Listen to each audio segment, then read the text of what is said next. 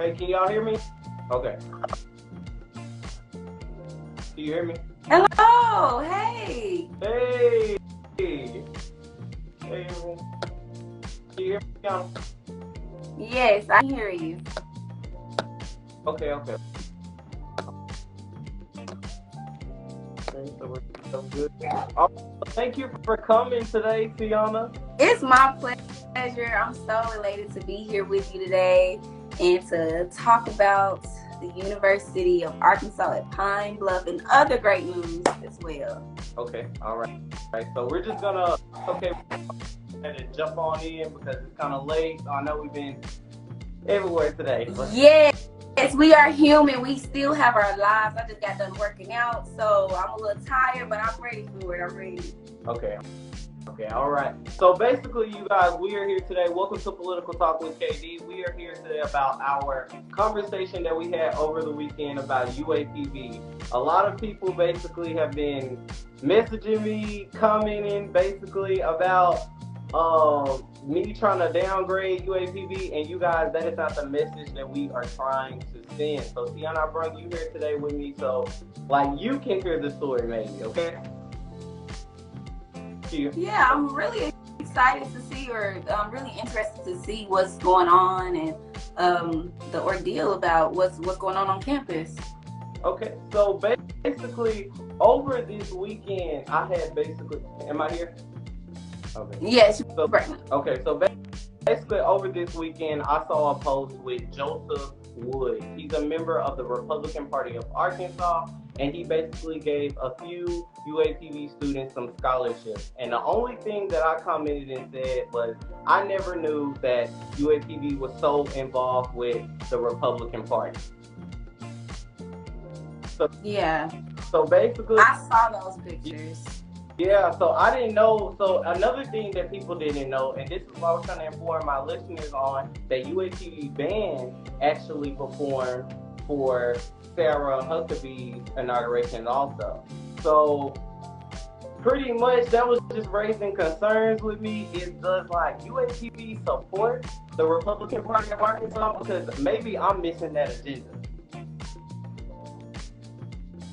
Yes, I have a couple questions because a lot of concerns about that. So it's just did they have any choice or say so in performing for our governor?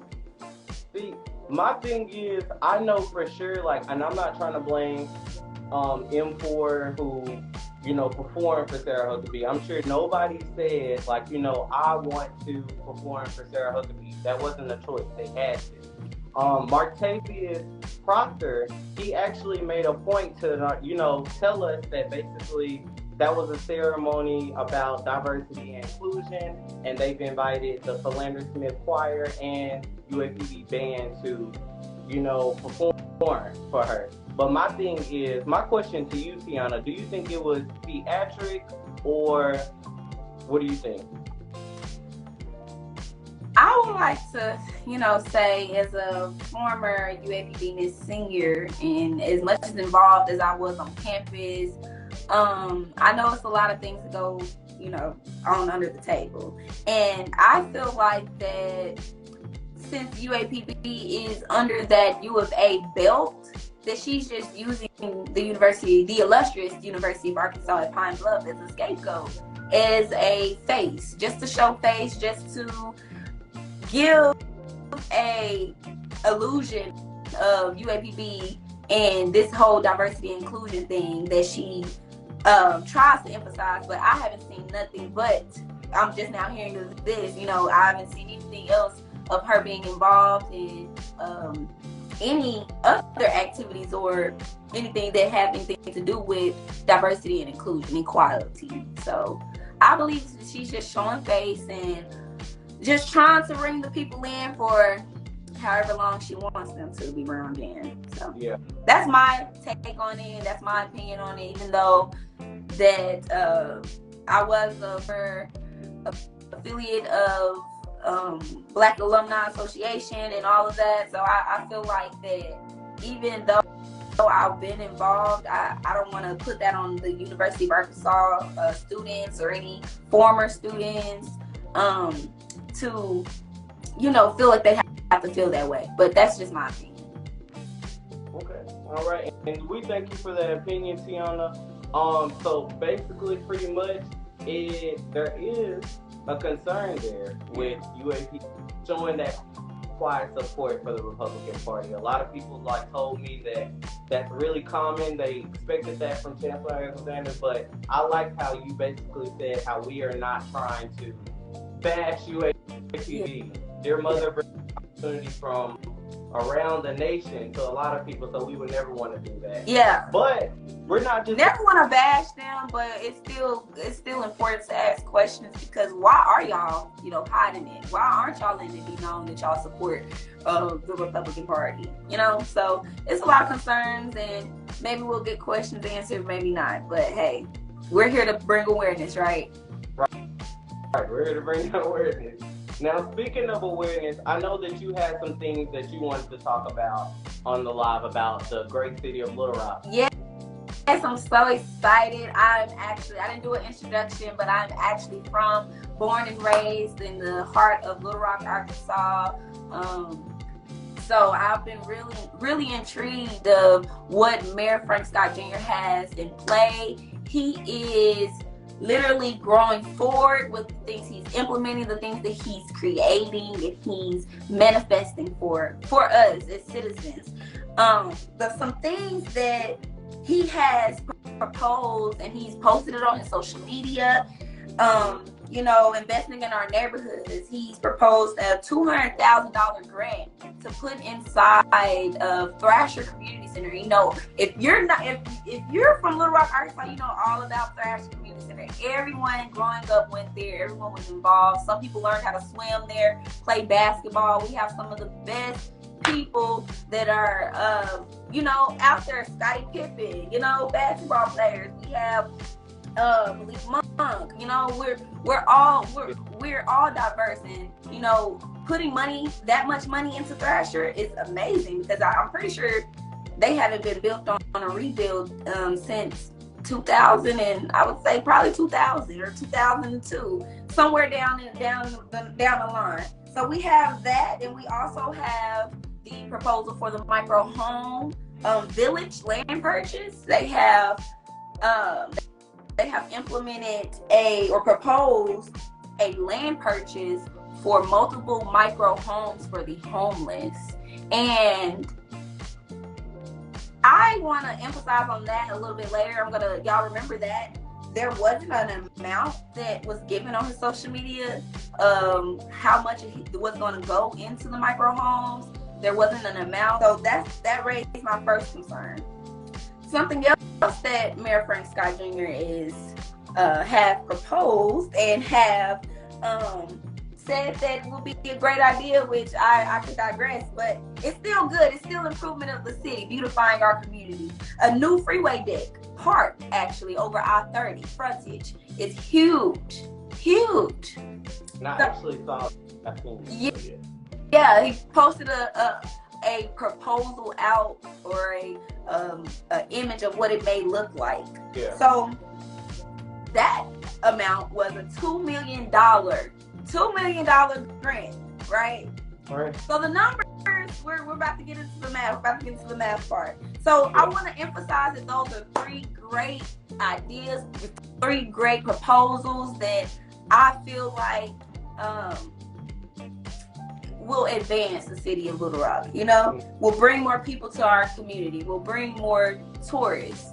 So let's get into the questions. The ARPA, which is the American Refuge Plan Act, was signed for $1.9 trillion. $1.9 trillion, right? Right. Okay.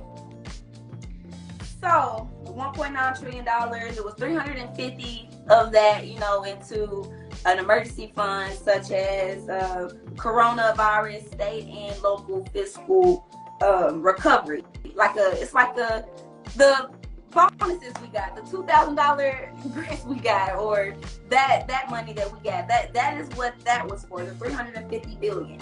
So they're proposing that $200,000 of that is going into the improvements of Thrasher, and $2 million of that is going to the freeway in Little Rock, right? My question is, how much of it is going to the micro homes? How much of it is actually going into improving the community and not just beautifying it? Why is more money going into beautifying the community and not building opportunities for the residents of Little Rock, Arkansas?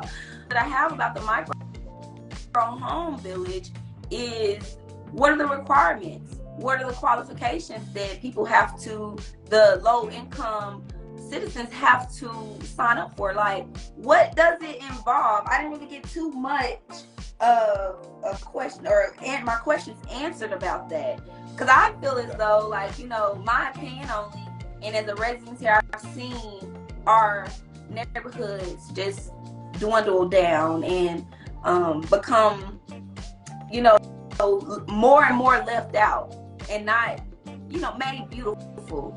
So I'm just proposing those questions, even though I feel like these are some great ideas, great manifestation. We have more questions. We have more things that need to be answered. The little things, the little caption that was placed under there, it didn't really answer any of my questions. I just want to know, like, what is it? How will a park over our freeway, which y'all are creating so much traffic, and say, what is, or why is that, or how will that bridge the gap between the youth and the community leaders? How is that going to help? So I feel that's my opinion alone. I feel as though that more money should go inside the micro home village, and that we should continue to ask these questions as citizens of Little Rock, of the heart of a city, and ask these questions, ask our public officials, what is it going to, how is this going to benefit us? Is it going to make us better? So, you know, I just wanted to put some light and emphasis on the great things that Mayor Frank Scott Jr. is having for us and creating and building. I feel like it's gonna, most of these things, or some of them, are gonna definitely benefit the residents of Little Rock, Arkansas and surrounding areas. So, well, we appreciate you for coming to Political Talk with KD and bringing on that insight. I agree with you that basically we shouldn't be afraid to voice our concern to our public officials. One question that I have for you also is, have you ever contacted Mayor Frank Scott? And like, how does his team, like, you know, how do they respond? Have you ever did that? And you want me to tell you this? I have a really, really funny story about this. Because I met Mayor Frank Scott at the Black Caucus in Pine Bluff one year, and this was when I was a freshman. I didn't even know who he was, what he was gonna bring to us. I didn't know. This was my first year going to the Black Caucus, and it was very informative, and he was so nice, so kind. Every time that I asked questions, he's always willing to answer. So I know he wouldn't have a problem or anything with answering the questions that I have with no malice or hard feelings to them. I would also like to say, like, his team definitely put emphasis on, you know, getting out there, putting in work, putting out the word of what's going on in the community. I have never been a part of volunteering on his team, but I definitely would like to, you know, do little social work, community advancements, probably put some ideas out there for us. So I would say, like, their team, from outside looking in, their team is put together, well organized, and they definitely try to answer the questions of the concerned citizens. All right. Well, thank you for that. Just like she said, you guys, it's that easy to communicate and advocate with your public officials. It's important, and it's also our right. I do have an episode coming out tomorrow on how to advocate in your community. So make sure you guys are tuning in. Now we're gonna get like any comments and questions, if there are any, like, comments. Yeah, we can go back and read some of these comments. I do want to say I never got to introduce myself. I'm a social work major with a minor in psychology, where I, you know, of course, graduated from the illustrious University of Arkansas at Pine Bluff. I was participating in a lot of organizations, and I continue to strive to be in the community now. I'm also in school to get my master's in community advancements and nonprofit organizations. So yeah, that's a little background about myself. let's get to these questions. I saw a couple things up here too. Do you see any?